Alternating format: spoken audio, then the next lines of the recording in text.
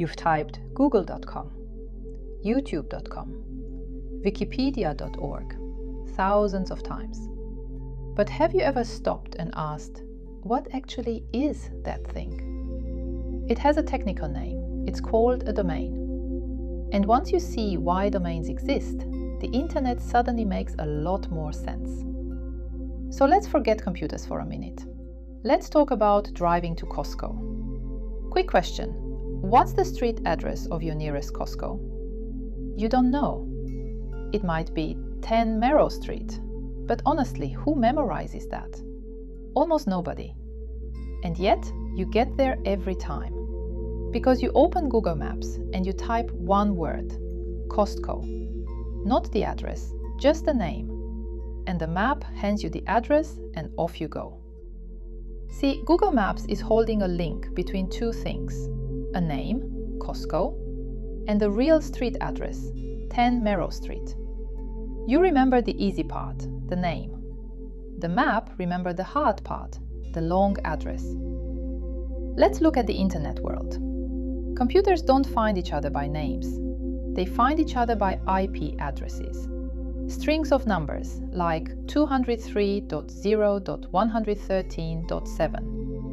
Every website in the world sits at 1, which means technically to go watch a YouTube video, you'd have to type a number like this into your browser, every time, for every website. And you'd have to remember it. Sounds terrible? It is. So we pulled the exact same trick as Google Maps.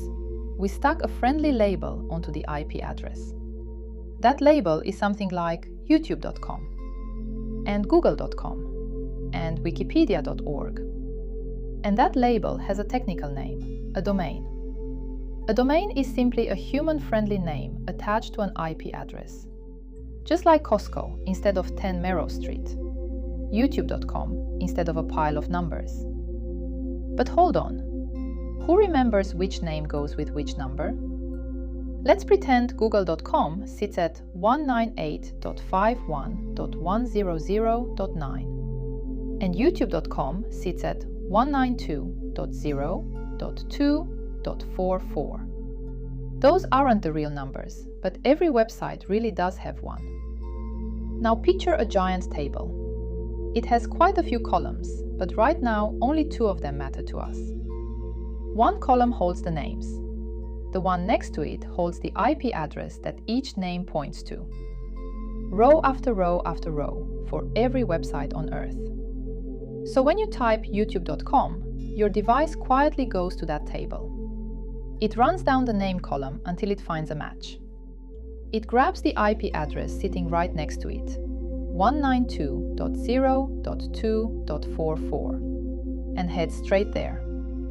You never see it happen, it takes a blink. And that mapping system has a name. It's called DNS, the Domain Name System.